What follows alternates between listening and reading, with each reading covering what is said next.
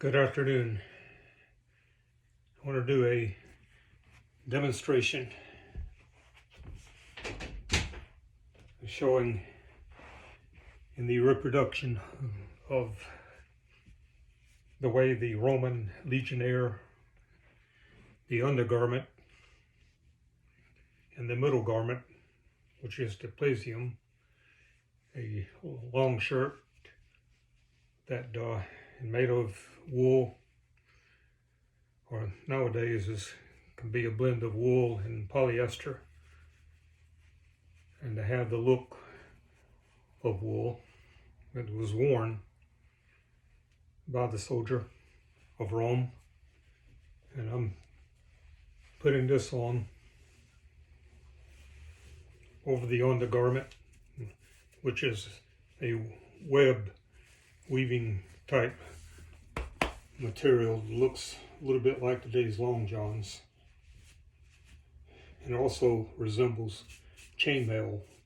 I'm in the process of making chainmail suit, which was worn mostly by the higher ranks, the centurion above, in battle to protect them from sword thrust or slashes or jabs and arrows. I got this on, and the next thing to put on, which I consider to be a real challenge. The soldier had to be pretty quick, very rapid in his dressing out to be ready to move out in formation and on a march to prepare to meet the enemy wherever he might be waiting for him. In this case, this pair of what is known as caligia, which is the Latin plural for sandal or the boot. And there goes one on right now. The same applies with this.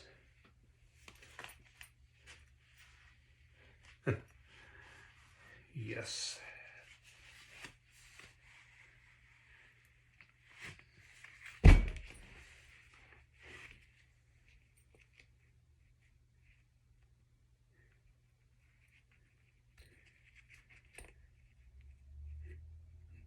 The topmost arch is buckled,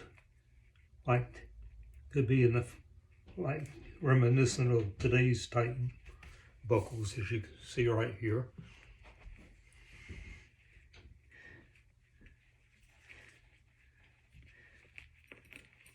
Doing the same with the left foot,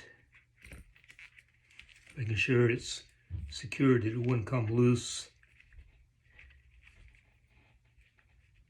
when he marches, and certainly when he is fighting.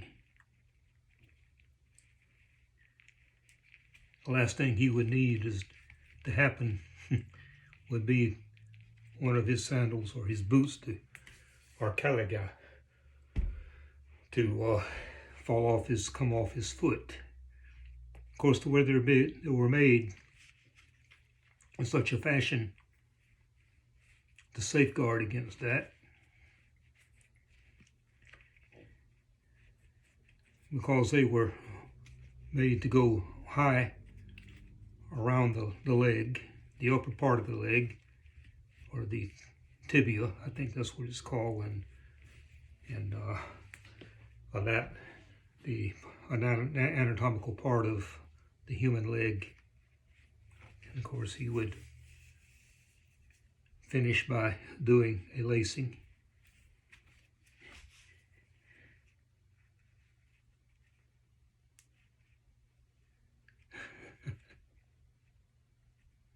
Yeah.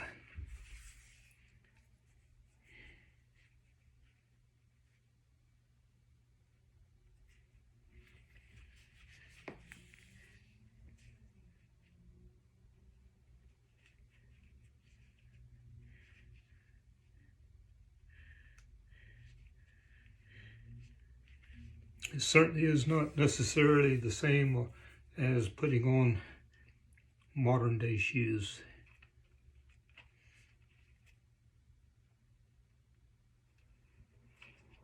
Mm.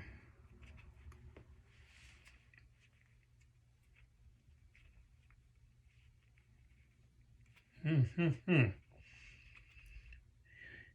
I may need to dab some more glue at the end so that would go in without arguing.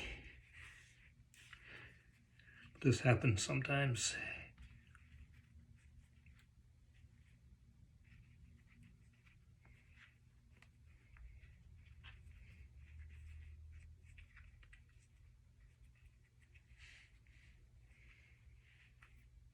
Mm-hmm.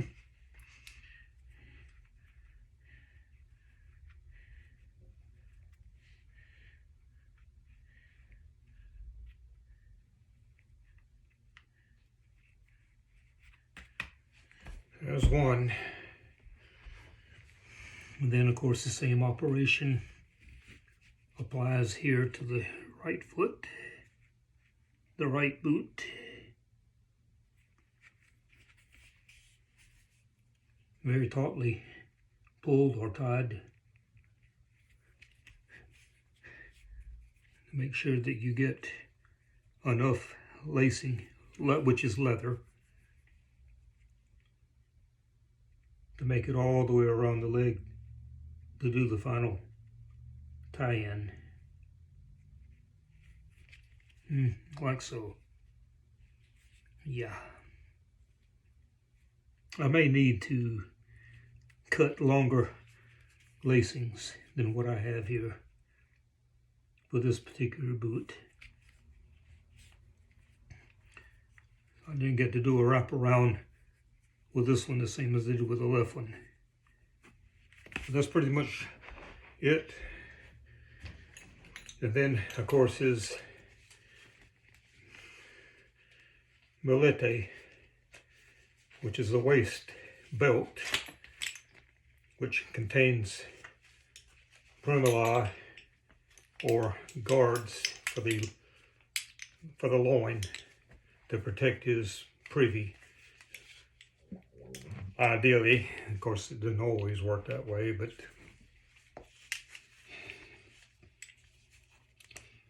he certainly would need to have something there to protect his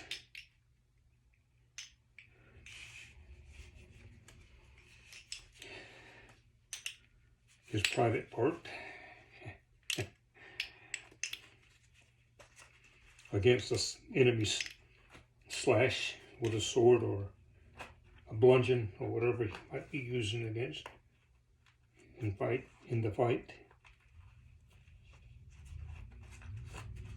Yeah.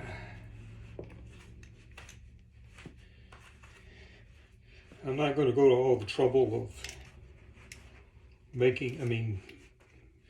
of bringing out all the other garb. I just wanted to get to show you for now the basic design and things that were used or worn in preparation in the beginning phase of preparing for the march, which for the Roman legionnaire and also the centurion, we're talking about up to 20 plus miles of walking or marching, wearing much heavy equipment. One more thing about the boot, or the caliga, or caligius is one boot, caliga is two sandals or boots. Brads or nails are driven and glued into the sole of each boot for a very practical purpose. The Romans were especially the military, were very ingenious people. They had a keen imagination and everything, which made owed to their successes in being able to make a world conquest, or the world at that time being all through the Mediterranean and all the way as far up Europe as into Britain, into my ancestral area of northern England and Scotland. This was done to prevent slippage when trying to negotiate higher elevations, or certainly during the time of battle and fighting, when they had to do quick movements around. They wanted to be sure that when they turned quickly, these, which are modern day known as, in modern day terminology, cleats, which for the same principle why football players like to wear cleats in their boots or shoes to keep from slipping when they're trying to make a, quarterback making a pass, or the fullback or the one that's way up front wants to run the ball to make a touchdown so he won't slip. Try to keep his footage, and that was the same principle that was in mind for how these collega were made, for that same reason, to prevent slippage when marching and when maneuvering, doing maneuvers and fighting. Slash with the sword and things like that. So, in fact, real quick in closing, what I'm talking about. Of course, he'd be wearing his gladius, which is Latin for sword. He would be wearing his gladius on the outside, not the inside, as you see here. And wearing full armor, it would be on the outside. For the legionnaire, iron bands of iron that would form what is known as the segmentata, or armor that protects the chest, the shoulders, like the modern day football shoulder pads. Anyway, and the gladius, be ready. Usually the most way to do it is to have your strap for your sword or your gladius started at the right shoulder so that you can reach out with your right hand and produce the gladius, the sword, ready to fight. And of course, during the demonstration, jabs and slashes and chops that would be made in time of battle. That's where these came into hand to pay off, to prevent the soldier, the legionnaire, or the centurion, who was up front leading his men, to keep them from losing their footage and falling, even falling on their own sword. So there you have it, the very basic undergarment worn cheaply and typically by the Roman legionnaire on the march and in time of battle. Thank you for looking and listening.